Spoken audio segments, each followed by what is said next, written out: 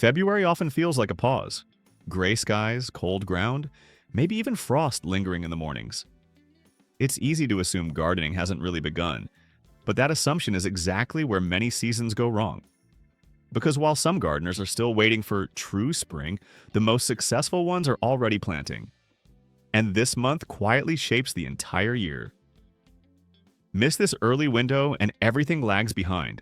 Slower growth, smaller harvests, more pest pressure, and the constant feeling of trying to catch up. But when you plant the right crops now, the opposite happens. Roots settle into cool soil. Plants grow strong before heat arrives. Harvests come earlier and last longer. Problems decrease. The garden feels ahead of schedule instead of behind it. So here are 10 crops that deserve a spot in the ground this month. Plants that thrive in cool beginnings, reward early effort, and help build a longer, more productive season from the very start. 1. Arugula rocket. Arugula is one of the quickest, simplest, and most satisfying leafy greens you can grow, especially during cooler parts of the year. Its bold, peppery bite can instantly wake up salads, sandwiches, pizzas, and pasta. But its real strength in the garden is speed and reliability. Arugula belongs to the brassica family alongside crops like cabbage, kale, and mustard. Unlike many of its relatives, though, it grows at lightning speed. You can go from seed to harvest in just 3 to 4 weeks, making it perfect for gardeners who want fast food and constant turnover in their beds. This plant loves cool weather. While other vegetables hesitate in chilly soil, arugula thrives. Lower temperatures keep the leaves tender and the flavor pleasantly spicy rather than harsh or overly bitter. It's an ideal early season crop and also performs beautifully again in fall. Another advantage is how little space it needs. Arugula grows happily in garden rows, raised beds, containers, and even window boxes. Because it matures so fast, you can sow it between slower growing plants like tomatoes or peppers. By the time those larger crops need the room, your arugula has already been harvested. Planting is straightforward. Choose well-drained soil enriched with organic matter. Arugula doesn't require heavy feeding, but compost helps produce larger, softer leaves. Always sow seeds directly where they will grow. Arugula doesn't enjoy being transplanted. Scatter seeds lightly or plant in shallow rows about 1/4 inch deep, then cover gently and water. In mild weather, seeds often sprout within 3 to 7 days. To keep the harvest going, sow new seeds every couple of weeks. This succession planting ensures a steady supply instead of one big flush. Sunlight needs shift with the season. In cool weather, full sun is perfect. As temperatures rise, partial shade, especially in the afternoon, helps slow bolting and keeps leaves milder. Water is important for quality. Keep the soil evenly moist but never waterlogged. Inconsistent watering makes leaves tougher and sharper in flavor. A light mulch layer helps hold moisture and keeps roots cool. Harvesting is where arugula really shines. You can pick baby leaves when they're just a few inches tall for a mild, delicate taste. Or wait until leaves are 4 to 6 inches long for more punch. Use a cut-and-come-again approach. Trim the outer leaves and allow the center to keep growing. One planting can give you multiple harvests. Even when plants bolt and send up flower stalks, they still offer value. The small blossoms are edible, slightly sweet, and attractive in salads. Pollinators also appreciate them. Nutritionally, arugula punches above its weight. It's low in calories but rich in vitamin K, vitamin C, folate, calcium, and antioxidants. It supports bone health, immunity, and digestion, all from a crop that grows faster than almost anything else in the garden. Arugula is fast, forgiving, cold-tolerant, compact, and productive. Few vegetables give you fresh food so quickly with so little effort. Once you start growing it early in the season, it becomes hard to imagine not having it in the garden. 2. Early potatoes. Early potatoes are one of the most rewarding crops you can grow because they pay you back quickly. Unlike main season potatoes that take much longer to mature, early varieties produce small, tender, thin-skinned tubers in a short time, often before serious pests and diseases even become an issue. They're ideal for gardeners who want food early in the season and who want to make the most of cool spring soil. Freshly harvested early potatoes taste nothing like the ones from the store. They're sweeter, creamier, and so delicate that peeling often isn't even necessary. Early potatoes are fast-maturing types, planted as soon as the soil can be worked in late winter or very early spring. They thrive in cool conditions and are usually lifted before summer heat slows growth. These varieties are often grouped into first early types, ready in roughly 8 to 10 weeks, and second early types, which take around 10 to 12 weeks. The tubers are smaller, but the flavor is exceptional. Planting early gives potatoes a major advantage. Cool soil encourages strong root systems and rapid tuber formation. The plants experience less heat stress, and there's a lower chance of problems like late-season blight. In many cases, you'll harvest before major pest populations even build up. Always start with certified seed potatoes rather than grocery store potatoes, which can carry diseases. Before planting, it helps to chit them. Place them in a bright, cool location for a week or two until short, sturdy green sprouts appear. This head start speeds growth and brings harvest time closer. Potatoes perform best in loose, well-draining soil rich in organic matter. Slightly acidic conditions are ideal.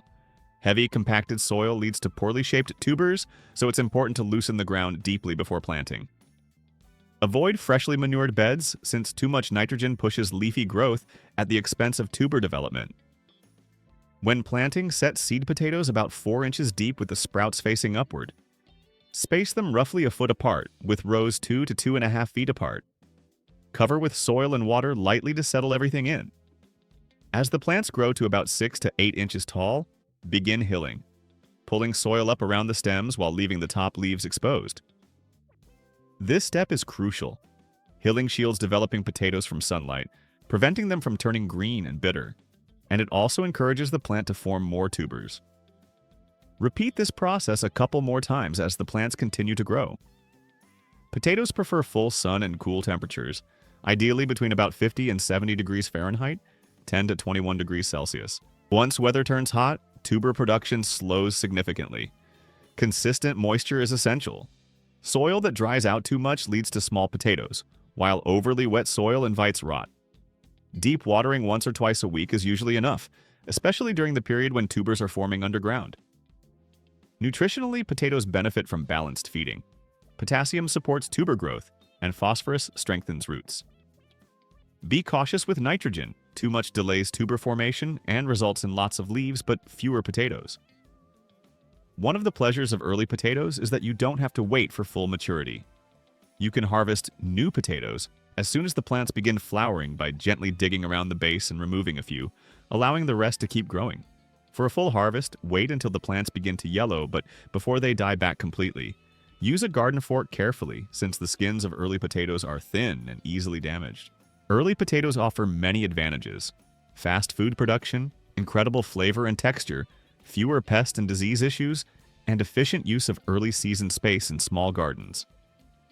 Once they're harvested, the bed can be replanted with crops like beans, squash, or summer greens, making them a great choice for high productivity gardening. Growing early potatoes is all about timing. Get them in the ground early, let them grow in cool conditions, harvest them young, and you'll be enjoying some of the best potatoes you've ever tasted long before most gardens are in full swing. 3. Spring garlic. Spring garlic is one of the most reliable and beginner-friendly crops you can grow, yet it often gets overlooked.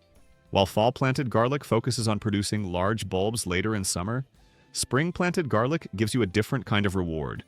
An early supply of fresh green garlic, followed by smaller but still flavorful bulbs.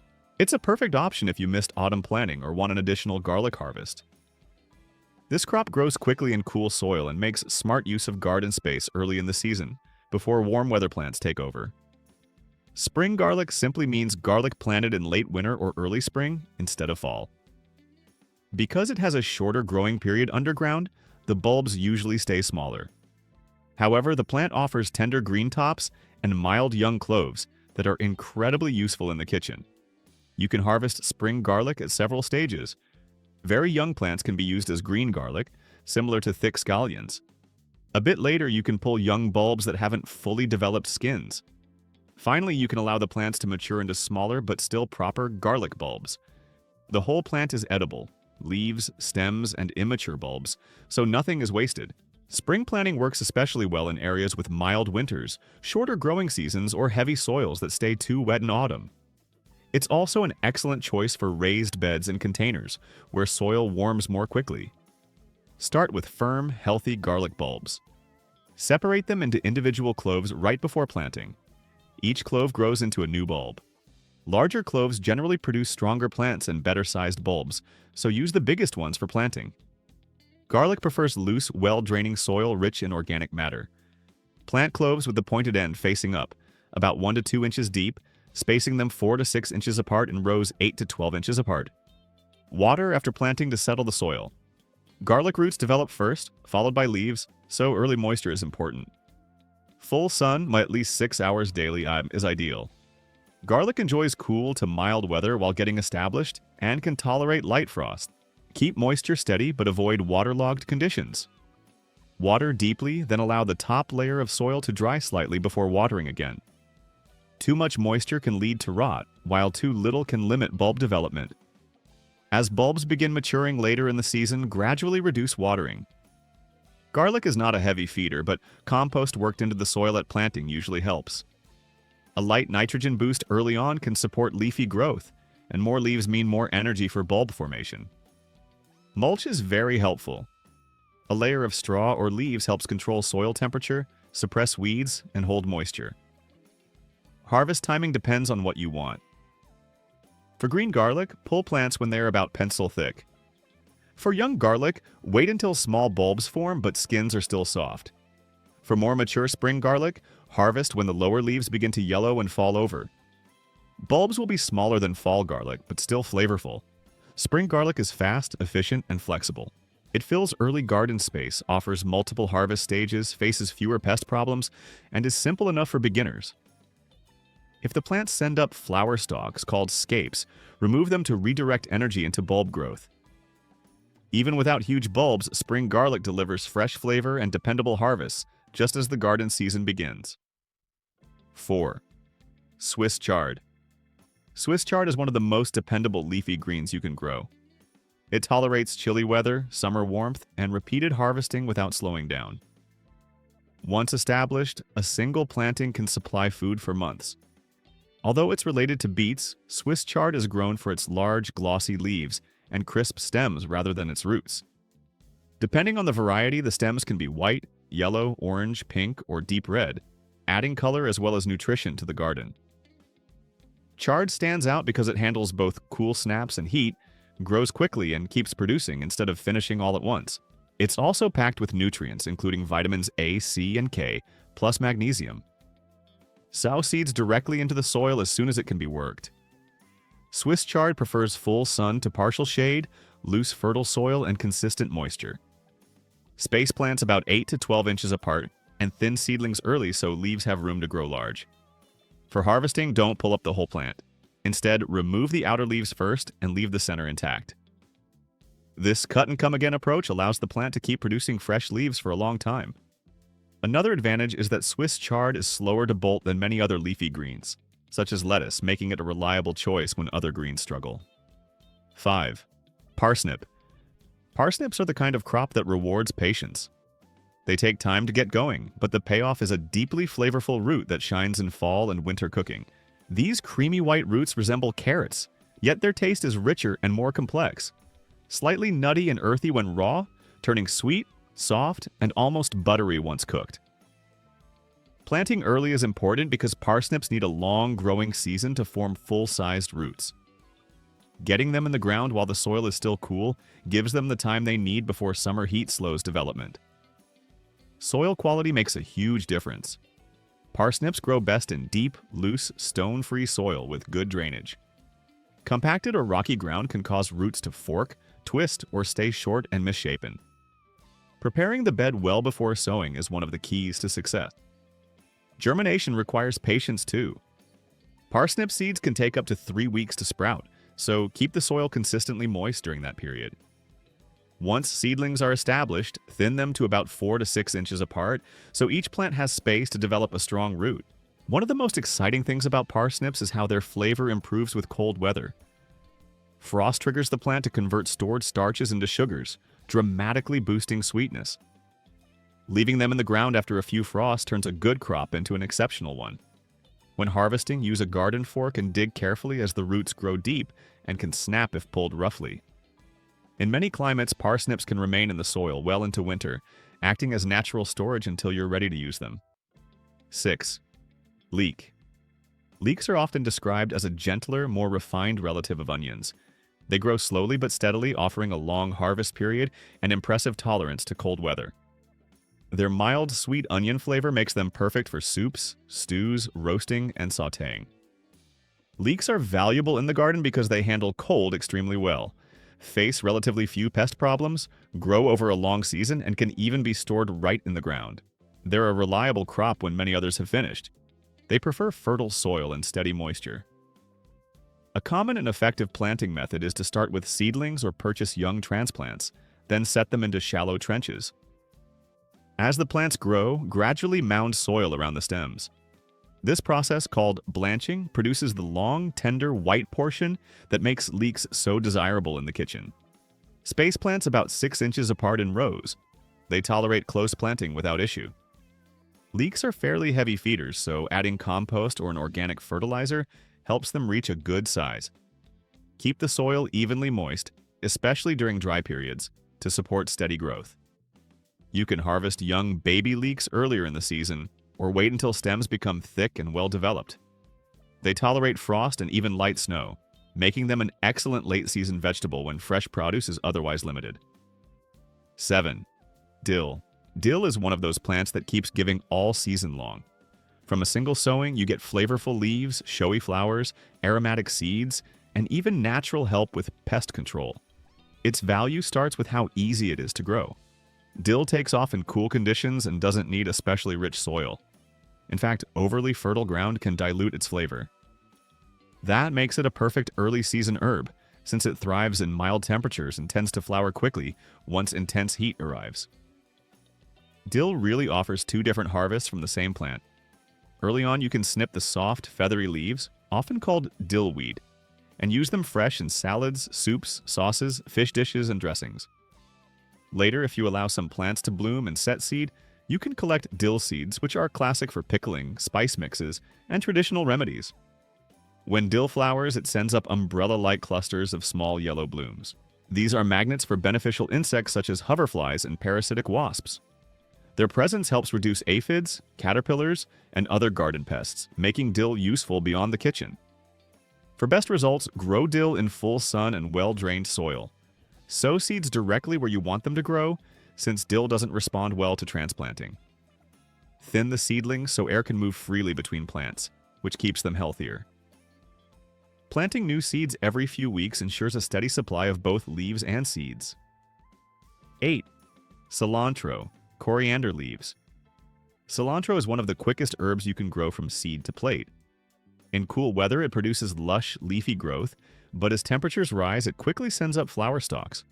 A stage many gardeners fear, yet it simply means the plant is moving into its next useful phase. This herb gives you 2 foods from one life cycle. The fresh leaves, known as cilantro, are used in salsas, salads, curries, sauces, and countless dishes around the world. After flowering, the plant forms seeds, which dry into coriander, a completely different spice with a warm, citrusy flavor. Cool conditions encourage leafy production, while warmer weather pushes the plant towards seed. So when cilantro bolts, it isn't a failure at all. It's just transitioning from leaf harvest to spice harvest. Cilantro prefers cooler weather and appreciates partial sun in warmer regions. Direct sowing works best as the plant doesn't love being moved once established. Keep the soil lightly and consistently moist to support steady growth. Sowing new batches every 2 to 3 weeks helps maintain a continuous supply of both tender leaves and, later, aromatic seeds. 9. Mustard greens. Mustard greens are among the quickest leafy crops you can grow, making them perfect when you want fast results. They sprout rapidly and can be ready for the first harvest in only a few weeks. What makes mustard greens stand out is their bold character. The leaves carry a lively, spicy kick that can range from gentle warmth to a strong, peppery heat, depending on the variety and how mature the leaves are when picked. On top of that, they're loaded with nutrients, bringing both flavor and nourishment to the table. They're also impressively tolerant of cold. Light frosts don't harm them. In fact, cooler conditions often improve the taste, making the leaves sweeter and less sharp. Mustard plants grow quickly and form a leafy canopy that shades the soil surface. This helps keep weeds from getting established, and makes mustards excellent for filling open spaces in beds between slower crops. you have several harvesting choices.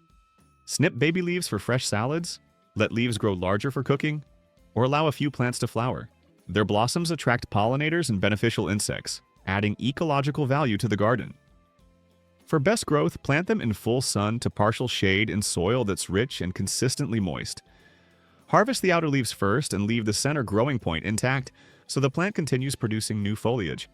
10. Calendula, pot marigold. Calendula may look like a simple flower, but it functions as an herb, a medicinal plant, and a hard-working garden companion all at once. Its bright orange and yellow blossoms aren't just ornamental. The petals are edible and widely valued for their healing properties. Calendula has a long history of use for supporting skin repair in salves and infused oils, and it's also brewed into teas for gentle support of the immune and digestive systems. In the garden, calendula does more than add color. The blooms draw in pollinators and other beneficial insects, increasing biodiversity and helping balance the garden ecosystem. Some gardeners also find that it helps discourage certain pests when grown among vegetables. Calendula prefers cool conditions and often performs beautifully in early spring and fall. It blooms continuously, and the more flowers you harvest, the more the plant produces. It readily self-seeds, so once introduced, it often returns on its own. It's not demanding about soil and can handle less than perfect conditions, making it easy for beginners and useful in mixed beds. Pick the flowers when they're fully open, then dry the petals for tea, herbal oils, or skincare preparations, turning a decorative bloom into a practical multi-purpose plant. Imagine walking into your yard, reaching up and twisting a perfectly ripe avocado off the tree. Soft, creamy, still warm from the sun. No plastic bag, no price tag, no sorry, out of stock. Just food growing quietly in the background of your life. Most people think avocados are difficult, tropical, and only for large orchards. But the truth is this: once you understand how avocados grow, what their roots need, and how to manage them properly, they become one of the most rewarding long-term food trees you can plant. Today, you're going to learn how to plant, grow, and care for avocado trees the right way, so they don't just survive. They produce for years, even decades. This isn't about one lucky harvest. This is about building a system where your trees get stronger every year, and your supply never really runs out. Let's start from the ground up. 1. Choosing the right location. Love this stage. Planting correctly is what decides whether your avocado struggles for years or takes off like it owns the place. When you dig the planting hole, resist the urge to go deep. Avocado roots are shallow and oxygen-hungry. A deep hole that gets backfilled with loose soil can turn into a water trap, and that's dangerous. Instead, dig the hole only as deep as the root ball itself, but make it 2 to 3 times wider than the container. Width matters more than depth. Wide, loosened soil allows young feeder roots to spread outward easily, which is how the tree stabilizes and begins feeding efficiently. Before placing the tree in the ground, gently remove it from the pot and inspect the roots. If roots are circling tightly around the root ball, common in container plants, loosen them with your fingers or make a few shallow vertical cuts. This encourages roots to grow outward into native soil instead of continuing to circle and eventually strangling the tree. Position the tree so the top of the root ball sits slightly above the surrounding soil level, about 1 to 2 inches higher. This is critical. Avocados hate being buried too deep. Planting high improves drainage and keeps the crown, where trunk meets roots, dry and oxygenated. Never pile soil against the trunk. A buried trunk can rot, and once that happens, recovery is difficult. When backfilling, use mostly the native soil you removed. It might seem helpful to add lots of rich potting mix, but that can create a bathtub effect, where water collects in the amended soil and drains poorly into surrounding ground. Mix in a little compost if you like, but keep the structure close to natural. As you refill the hole, gently firm the soil with your hands, not your feet. Compacted soil squeezes out air pockets roots need to breathe. After planting, create a shallow basin around the tree with soil, like a donut-shaped ring. This helps direct water toward the root zone instead of letting it run off. Then comes the first deep watering. This is not just for moisture, and it settles soil around the roots and removes large air gaps. Water slowly and thoroughly so moisture penetrates deep. You may notice soil sinking slightly. If so, add a bit more soil to keep the root ball slightly elevated. Mulch is your next step. Spread a thick layer of wood chips or leaf mulch 2 to 4 inches deep over the root zone. This mimics a forest floor, keeping roots cool, moist, and biologically active. But keep mulch a few inches away from the trunk, never touching it. The trunk needs airflow and dryness to stay healthy. Young avocado trees are top-heavy and can rock in the wind before roots anchor. If your site is windy, use 1 or 2 stakes placed outside the root ball area. Tie the tree loosely with soft ties, allowing slight movement. Movement actually strengthens the trunk. The stakes are only temporary support. Remove them after the first year. A tree that depends on stakes too long develops a weak trunk. Finally, give the tree time. Don't fertilize immediately after planting. Let it focus on root establishment. New growth may pause for a while. That's normal. Underground, the tree is busy building the foundation that will support years of fruiting. Planting isn't just putting a tree in a hole. It's setting up the environment where roots can breathe, spread, and thrive. Get this step right, and everything that follows becomes easier. Soil, the most important factor. If sunlight grows the top of the tree, soil decides the fate of the roots. And avocado roots are extremely sensitive. They are not tough, woody, drought-resistant roots like many fruit trees. They are fine, fibrous, and need constant access to oxygen. Think of them more like mushroom roots than oak roots. This is why drainage is non-negotiable. Avocado roots need air pockets in the soil. When soil stays wet too long, those air spaces fill with water. Without oxygen, roots suffocate. Once they weaken, soil fungi move in, especially the pathogen that causes root rot. This disease is the #1 killer of avocado trees worldwide. And here's the dangerous part. People often water more when they see a stressed tree, making the problem worse. The rule is simple. Wet but airy equals perfect wet, and heavy equals deadly. Test your drainage before planting.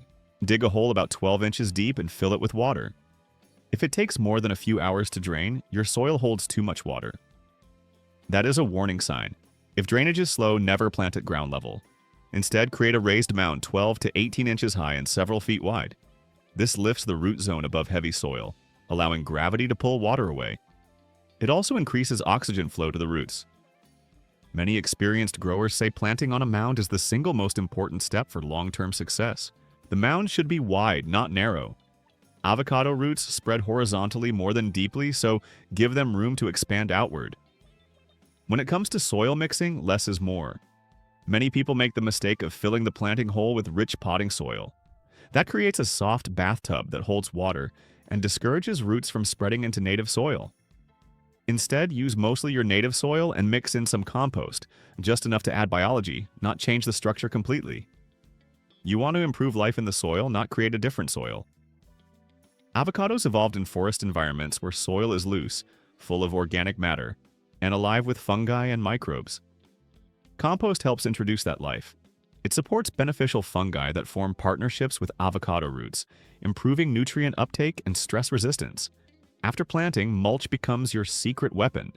A thick layer of wood chips or leaf mulch, several inches deep, recreates the forest floor. This does multiple things at once. It regulates soil temperature, keeping roots cooler in summer and warmer in winter. It slows water evaporation, meaning you water less often. It feeds soil microbes as it breaks down. It improves soil structure over time. It reduces weed competition, but mulch must never touch the trunk. Keep it a few inches away to prevent rot and pest problems. Think of mulch like a blanket, not a collar. Over time, as mulch decomposes, it turns into rich, crumbly soil. This gradual improvement is better than heavy amendments at planting because it builds natural soil structure from the top down. Also avoid compacting the soil around the tree. Avocado roots struggle in hard, compressed ground. If the area has heavy foot traffic, keep people off the root zone. Another key point, avocados dislike salty soil. Excess fertilizer salts or poor quality irrigation water can damage roots. This is another reason compost and mulch are better than strong chemical fertilizers early on. Healthy avocado soil should feel slightly loose, smell earthy, and drain well. If you squeeze it and water drips out, it's too wet. If it turns to hard clumps when dry, it needs organic matter. When soil is right, the tree grows steadily, leaves stay deep green, and fruit production increases naturally. When soil is wrong, no amount of fertilizer or care can fully fix the stress. So remember this. You don't grow avocados in soil. You grow them in air-filled, living earth. Perfect. Now we're moving into the stage that determines whether your avocado just survives or actually becomes a heavy fruit producer for years. Let's expand this properly. How to plant. Start before the shovel even hits the soil. Hydrate the tree in its pot a few hours before planting. A moist root ball reduces transplant shock and helps roots transition smoothly into the ground. When digging, remember, depth kills, width builds.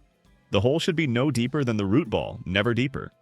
Planting too deep suffocates avocado roots and traps moisture around the trunk, leading to fungal problems and rot. The trunk flare, where the trunk widens at the base, must stay above soil level. In fact, the root ball should sit slightly elevated, about 1 to 2 inches above surrounding soil. Over time, soil settles, and this prevents the tree from sinking too low. Now go wide. The hole should be at least twice as wide as the root ball, preferably 3 times wider. This loosens surrounding soil so new roots can spread outward easily. Avocado roots grow sideways near the surface, not straight down. When removing the tree from its container, be gentle. If roots are circling around the edge, loosen them lightly with your fingers. If severely root-bound, make a few shallow vertical cuts on the outer root mass. This encourages roots to grow outward instead of continuing to circle. Place the tree in the hole and check alignment. Step back and look from multiple angles. A straight start prevents structural issues later. Backfilling should be soft and natural. Use mostly native soil, lightly mixed with compost if needed, but avoid fluffy potting mixes that hold too much water. Avocado roots want real soil structure with air pockets. Do not stomp the soil down. Lightly press with hands to remove large gaps, but keep the soil loose. Roots need oxygen just as much as water. Water halfway through, backfilling to settle soil naturally, then finish filling and water again deeply and slowly. This helps soil make good contact with roots without compaction. Create a shallow watering basin around the tree, but keep the trunk area slightly raised so water never pools against it. Staking should be minimal. Use soft ties and allow slight movement. Movement strengthens the trunk. Stakes are only temporary support against strong winds. Remove them after the first year so the tree develops strength.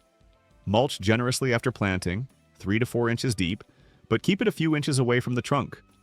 Mulch regulates soil temperature, improves moisture retention, and feeds soil life, which avocados love. Watering the right way. Watering mistakes are the #1 reason avocado trees fail. Avocados do not like constantly wet soil. Their roots are adapted to airy, well-drained conditions.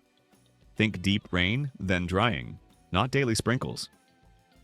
Deep watering encourages roots to grow down and outward, creating a stable, drought-resilient tree.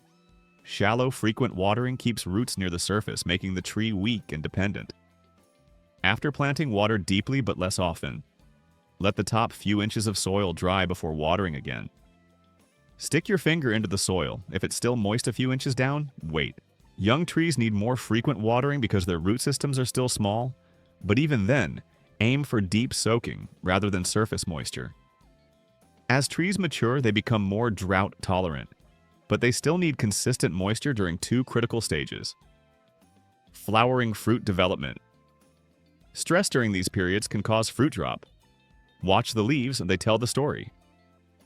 Yellowing leaves that drop easily often mean overwatering or poor drainage. Roots may be suffocating. Brown, crispy leaf tips often point to inconsistent watering, salt buildup, or dry conditions followed by heavy watering. The goal is steady moisture cycles, not extremes. Feeding your tree. Avocados grow fast and produce heavy crops, so they need nutrients, but not all at once. They prefer slow, steady feeding rather than strong chemical bursts. Compost, aged manure, worm castings, and balanced organic fertilizers are ideal. These feed both the tree and the soil ecosystem. Nitrogen helps build leafy growth, but too much creates a beautiful tree with few fruits. Balance is key. You want healthy leaves, not excessive lush growth. Avocados also need micronutrients, especially zinc and iron. Deficiencies often show as yellowing between veins while veins stay green. This is common in alkaline soils. A trace mineral supplement or foliar micronutrient spray can correct this quickly. Mulch plays a huge role here too. As mulch breaks down, it feeds soil microbes. Those microbes help convert nutrients into forms the tree can actually absorb. Healthy soil life equals efficient nutrient uptake. Avoid piling fertilizer directly against the trunk. Spread it in a wide ring under the canopy where feeder roots live. Think of feeding like fueling an engine, consistent, balanced, and natural. When soil is alive, roots are healthy, leaves stay vibrant, and fruit production follows. An avocado tree doesn't need force. It needs rhythm, deep water, airy soil, steady nutrients, and patience. Get those right, and the tree does the rest. Love this part. This is where an avocado tree goes from nice plant to full-on food machine. Let's go deeper. Pruning for production. An avocado tree naturally wants to grow tall, dense, and leafy. In the wild, that works. In a home garden, it means shade, weak inner branches, and fruit you can't reach. Smart pruning shifts the tree's energy from wild growth to balanced production. Think structure, light, and air. The goal isn't to hack the tree back, it's to guide it. A well-shaped avocado tree looks open in the center, with strong main branches spreading outward like a bowl or wide umbrella. This allows sunlight to penetrate the canopy, which directly affects flowering and fruit set. Flowers that form in deep shade often drop without setting fruit. Start with the basics. Remove dead, damaged, or diseased wood first. Then look for crossing branches that rub against each other. Those wounds invite pests and disease, so eliminate one of the two. Next, manage height. Avocados can easily grow far taller than is practical. When a tree gets too tall, the top shades the lower canopy and fruit production shifts out of reach. Lightly reduce the height by cutting back to a lateral branch, not just leaving the stub. This keeps growth outward rather than straight up. Avoid heavy pruning all at once. Avocados don't like sudden shock. Instead, prune lightly and regularly each year after harvest. This timing is important. Pruning during flowering removes potential fruit and can stress the tree. Also, thin, dense interior growth. If you can't see dappled light through this canopy, it's too thick. Airflow reduces fungal problems and improves pollination activity. One more thing, leaves are the tree's energy panels. Never strip too many. The balance is simple. Enough leaves to power the tree, enough light to fuel fruiting. A controlled tree is a productive tree. Smaller, accessible trees often yield more usable fruit than towering ones lost to shade. Flowering and pollination. Avocado flowering is one of nature's most fascinating systems. Each flower opens twice, once as female, once as male, but at different times. This reduces self-pollination and encourages cross-pollination. There are two main flowering patterns, often called Type A and Type B. Type A flowers open as female in the morning, close, then reopen as male the following afternoon. Type B flowers open as female in the afternoon, then male the next morning. When both types grow near each other, their timing overlaps, dramatically increasing pollination and fruit set. You can still get fruit with one tree, but yields improve when flowering types mix. Temperature also affects this timing. Cool weather can shift schedules, causing more overlap even within one tree. Warm, stable weather keeps patterns more separated. Bees are the key players. Avocado flowers don't have strong fragrance, but they offer nectar and pollen. A busy bee population means better pollination and more fruit retention. This is why spraying chemicals during bloom is a big mistake. It harms pollinators and reduces your harvest before it even begins. Encourage bees by planting other flowering plants nearby and avoiding pesticides. You may see thousands of flowers, but only a small percentage become fruit. That's normal. The tree produces extra as insurance. Fruit development and patience. After pollination, tiny fruits begin forming. Then comes the drop, and many growers panic. But this fruit drop is natural. The tree adjusts to what it can support with its current energy, water, and nutrient supply. Healthy leaves and steady watering during this stage help the tree keep more fruit. Avocados are unique because they mature on the tree but do not ripen there. They can hang for months after reaching maturity, acting like natural storage units. This is what makes the endless supply idea possible. Instead of harvesting everything at once, you pick only what you need. Once picked, avocados soften off the tree in days. Meanwhile, the rest stay firm and fresh on the branches. This ability spreads your harvest over a long period, reducing waste and giving you steady food instead of one overwhelming flush. The longer fruit stays on the tree, within reason, the higher its oil content and flavor quality. But don't leave them forever. Eventually, the tree needs to shift energy to new flowering cycles. Patience is part of the process. Young trees may take a few years to produce heavily, but once mature, a healthy avocado tree can carry fruit year after year overlapping crops, and creating that continuous harvest feeling. The system becomes self-sustaining: strong roots, balanced canopy, active pollination, and fruit hanging like green lanterns. Ready when you are.